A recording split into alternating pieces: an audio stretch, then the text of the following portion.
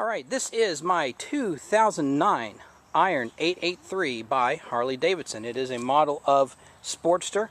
It is kind of their, I guess maybe their beginner's model. Some people call it a girl's bike because it's lightweight. Doesn't have the huge V-twin. Obviously it has the V-twin, it just doesn't have the big like 96 cubic inch or the 103 like some of the big V-twins do. But it's plenty of power for me. This year, in the 2009, they came in the denim black, but I ended up with this sort of a flat silver. I can't remember what they call it, but I really like the black and silver together. It also came with these pipes. But anyway, 2009 Harley Davidson Iron 883. I'm just gonna talk this one. I'm just gonna say this to the people, not so much the people in the audience, the people sitting in my mind. ¿Dónde está los digits do DJ rap?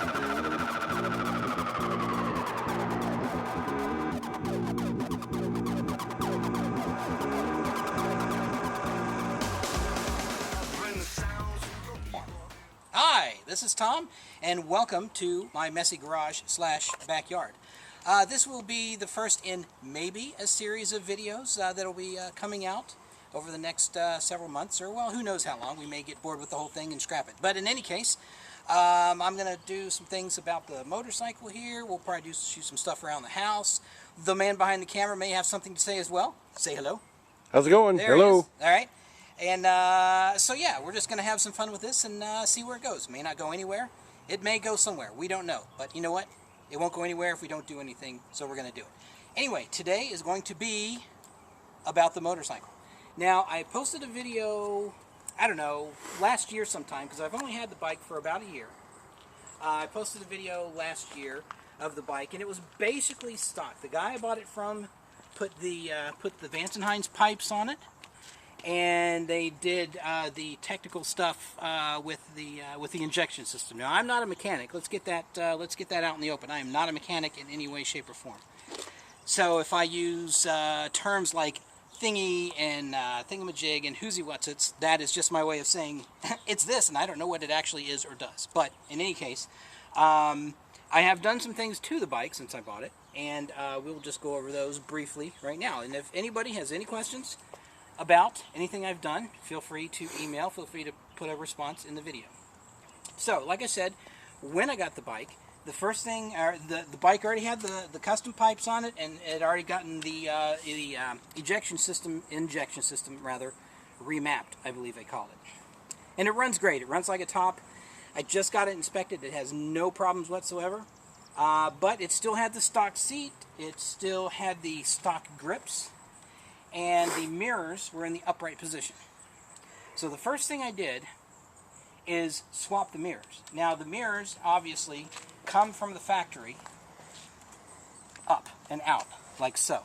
Well, when I would sit on the bike with the mirrors in the up and out position, all I could see, and I'm not a very tall person, all I could see is my shoulders. I literally had to do this to see behind me. Not real safe when you're at speed. So, looked online, found a couple of tutorials, and basically all you do is you take the mirrors, you unscrew them here, and there's another mount point here, and you not only have to drop them down, obviously, but you have to swap them over. So right to left, left to right, you re-angle them, and now basically all I have to do when I ride is I look down rather than looking up. And it gives you a full field of view behind you, and in my opinion, unless you're really short, much safer when you're on the bike to be looking down behind you as opposed to trying to do all this stuff to look behind you. So that was the first thing I did, and it was a 110% improvement of the way the mirrors were, A, and B, I just think they look cool this way. I just think they look better. So, the mirrors being done, the next thing I took on were the grips. These grips are by a company named Kuryakin. They make all sorts of aftermarket stuff for Harleys. They make stuff for all motorcycles, but they make a ton of stuff for Harleys as well. This one, the grips were a little more difficult than just swapping the mirrors, particularly this side, because there's some little fittings inside this housing here that if you lose, you're completely screwed, and you have to order them from Harley, and they probably cost a ton. So if you decide to swap your grips, just be very careful. And it actually says in the instructions, be very careful not to lose the brass, I think they're called ferrules. These little things that lock the throttle cable into place in here.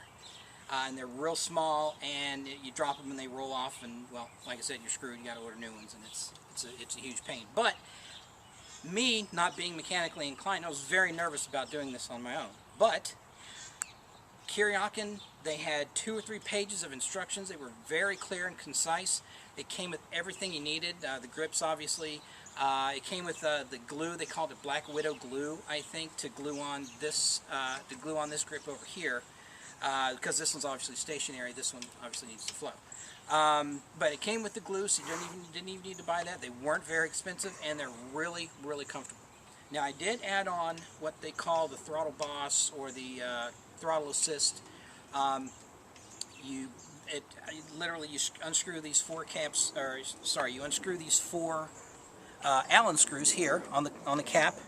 You pull it out, you install this, you put them back on there, and then you might need to adjust it up and down some. But otherwise, I mean, it took probably 5 minutes to do that. And when you're at speed, cruising down the highway, you just basically have to keep your hand on the throttle assist. And it's not quite cruise control, but it's a lot better than having to grip the throttle for, you know, if you're on an interstate or a highway for a half hour, 45 minutes at a time. I can't recommend these enough. They come in black. They come in chrome, of course. They've got different styles of grips. These are called the ISO grips, I think. They're supposed to isolate the vibrations from the motorcycle. This motorcycle doesn't really vibrate that much to begin with. But these are very comfortable grips. They're not, I've got small hands. They're not too big for my hands. They're just really great grips, and they're pretty easy to install as well. And again, Kuryakin includes everything that you need. And it was a pretty easy task. And we're back. Okay, so after the mirror swap and after the grips, the next thing was the seat. Now, the stock seat that comes on the Sportster, or the Iron, is not terrible. It's great if you're going down to the corner, if you're just going across town maybe to, I don't know, to hang out with some friends or whatever. But after 45 minutes to an hour, on me anyway, it really started to wear on my tailbone, and it really started to wear on my back. So I wanted a different seat. So I started looking around, doing some research. I looked into LaPera. I looked into a couple of the specialty companies that all they do is seats. The best one, or the best reviewed seats that I found, and admittedly some of the most expensive, were Mustang. Apparently Mustang's been making motorcycle seats for 40 or 50 years. So one would think that they know what they're doing. So I went on to one of my favorite websites, hdforums.com. They have a classified section. Searched and searched and searched. One day I came across a guy selling a Mustang Wide Solo. That's what this is, the Mustang Wide Solo for the Sportster, and it fits the Iron too. This is a 3.3 gallon gas tank, and that's important because if you've got the bigger capacity gas tank, which I think the next size up is maybe around 4 gallons, the seat won't fit. You got to get a different model. I don't know what the model is. I just know that it's the Mustang Wide Solo. It was easy to put on. The stock seat came off in a matter of a couple minutes. You've got basically this bolt back here behind the seat to take up, and there's a locking nub underneath there, and the whole thing basically slides off. And to put the new one on, you just do it the reverse. You lock it into place. There's a little tongue up here that locks into place. You put it down, you put your screw back in, and that's basically all there is to it. I cannot recommend this seat enough. This is a wonderful, very comfortable seat. Now, it does give the bike a different look. Some people don't like the look that it gives the bike, because with the stock seat, it was, you know, if you would look at the bike, it kind of lines up with the tank, and you get this sort of slim look. I kind of like the fact that this seat gives it sort of a curve. It doesn't look out of place in my opinion, but some people just don't like the way it looks. But I was willing to give up a little bit in looks for comfort, because again, I like to ride long distances. Last weekend, a couple friends and I did 240 miles in a day.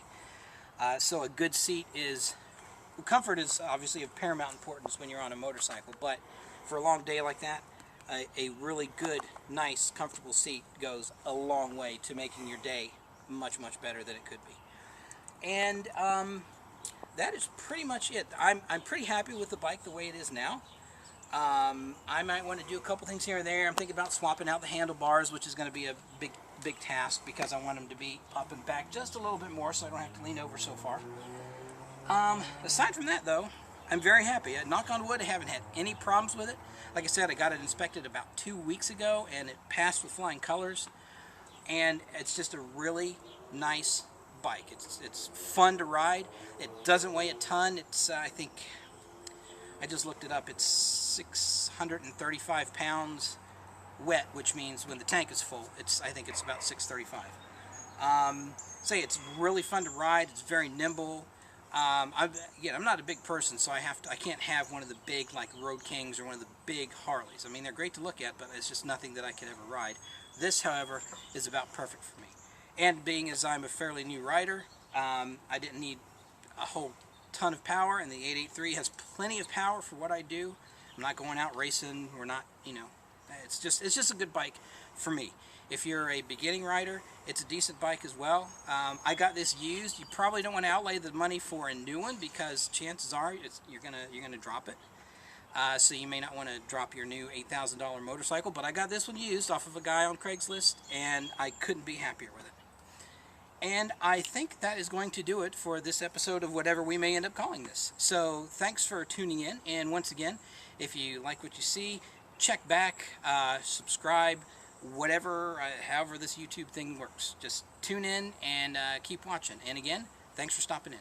See you next time.